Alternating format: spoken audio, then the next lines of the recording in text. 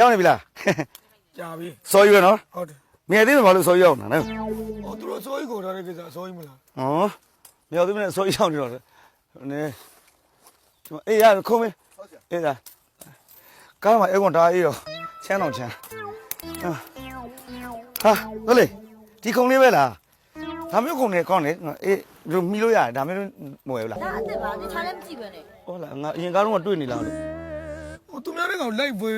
ရင်းနေတယ်ဘာတော့ ဟိုဘယ်နာမဟုတ်ဘူးလေသူဝစားဆိုတာလဲရမလေဇက်ကားနဲ့လိုက်ရလိုက်ရောညီတို့ဆို ကျွန်တော်ကြည့်နေတာရောက်တဲ့ကိုကခုံကိုကြွားလာ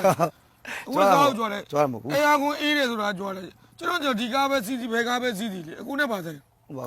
ငါစေတနာနဲ့ပြောတာပါဒီကောင်လေးကမင်းအကျန်းပူခံတယ်လေကြိုက်တဲ့ပြန်သွားကွာတောရီတောင်းနေအန်ဒီလည်း safety လန်ကူစားတော့ကောင်းတာဗောဒီကောင်လေးဘယ်လောက်မင်းကောင်းလေး250လားမင်းဝယ် နင်း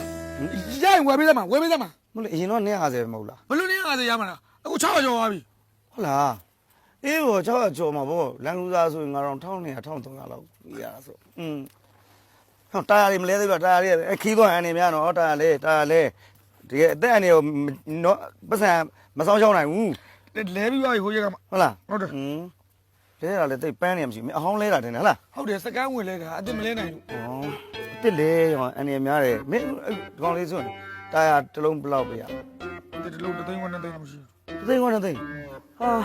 အေးစီရတော်တော်တာနော်မင်းတာယာ၄လုံးစလုံးကငါတာယာတစ်လုံးမှုတော့မရှိ